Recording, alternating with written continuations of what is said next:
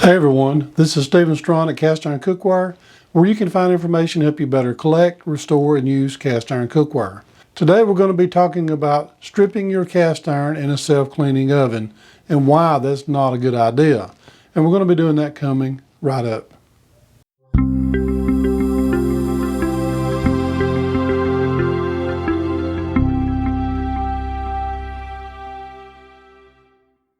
Before we get started, I just want to say thank you to everyone that has purchased my product, Easy Beezy Cast Iron Seasoning.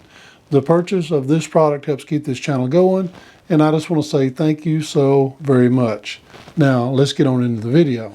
I've heard a lot of people say, they use the self-cleaning oven method, and I've seen some on YouTube that will put their cast iron in the self-cleaning oven and let it burn off all the old seasoning, and they say it comes out looking beautiful. But there are some issues when it comes to stripping cast iron that way. For one, it is very possible to damage your cast iron, and even also possible to burn your house down, because those self-cleaning ovens get really, really hot. Usually they run about 900 degrees, but I've even read some articles where they have been tested to run, over 1,000 degrees, even 1,100 degrees, when the thermostats get old and they don't read so well, and there's issues with the older ovens. And I'm telling you what, that is just too much potential for problems. I've met a new friend that is a metallurgist, and we've been talking a little bit and kind of going over the properties of cast iron. Now, I'm not a scientist, and I don't know a whole lot about how it's put together. But one of the things we discussed was what happens to cast iron when it reaches a certain temperature. On my product Easy Beezy Seasoning, I have it suggested to go from 480 to 500 degrees when seasoning, and that's Fahrenheit. When seasoning, that way you're way above the smoke point. Now, I was talking to this friend of mine that is a metallurgist. He said what's happening, you get to the smoke point and your oil will polymerize. And once you get even higher, there's another reaction that takes place. I think it's called carburation. I'm not really sure about the word, but that's where some of the other elements of the oil dissipate and is burned away, and that gives you a harder, blacker surface when it comes to your seasoning layer. So I like to go 500 degrees with my particular brand of seasoning. Now at 500 degrees, you're not going to harm your cast iron, especially if you're putting it in the oven, because the entire piece is heating up at one time. Now when you put cast iron on a stovetop and you heat it too quickly, you can actually warp the pan, because all the heat is going into the one place and it's wanting to expand a little bit when the top, sides, and edges are not expanding. So that's one reason why I like to say to preheat your cast iron on lower heats, just to keep it from becoming a wobbler or a spinner. But once we get past 500 degrees, you start looking into issues. 550, 560, probably not a problem, but when you get up to about 600 degrees, then you start something that's happening with your molecular structure and even the surface of your cast iron. There's a type of oxidization that takes place, and that will affect the surface of your cast iron. At that point, you may start having issues with something that is called, I believe the right term is mill scale. Now that's going to affect your surface and even how your seasoning will grip onto your cast iron. Another thing that takes place is you start relieving some of the stresses in the cast iron. A prime example is this little Martin stove and range, and this is what they call a Monday morning piece. The logo is actually upside down, so when you hang it on the hanger hole, you can actually read the Martin stove and range logo correctly. Usually it's the other way around.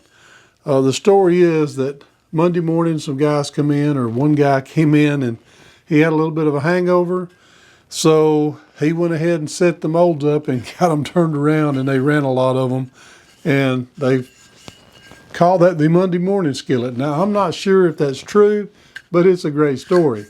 But this little piece right here, I was cleaning it, and when I found it, I thought, man, I got me a Monday morning skillet. So I picked it up at trade day. I got home, done the electrolysis. I cleaned it really well, done it safe, took care of it, didn't do anything that would damage it. And I'd run it through one process where I was applying my seasoning, got it out of the oven, was working on it, applying the second coat, and I was rubbing it down, working on it, flipping and covering the entire piece. You cover it completely, and then you wipe away all of the excess to get the very best seasoning. Like I always say, less is best. Number one rule when it comes to seasoning cast iron. So here we go. I was working on this thing, really excited. It was looking good. And I heard a little crack. I thought it was my wedding ring or my other little ring here that hit the side of it. And I thought, well, maybe it was just my wedding ring. And I got to looking, and I have a crack. And you can't see it right now because it's cold. You can probably pull it and see it. There's a crack all the way down the back side. And I thought, oh man, this thing is cracked. And I thought, how in the world could that happen? Some of the stresses may have been relieved. Somebody has probably thrown this in a fire or ran it through a self-cleaning oven cycle to clean it. And it had caused some relief of the stresses in the cast iron, and it finally gave up when I was putting a little pressure, just rubbing around on it. So you may say, well, I've done it hundreds of times and not had a problem.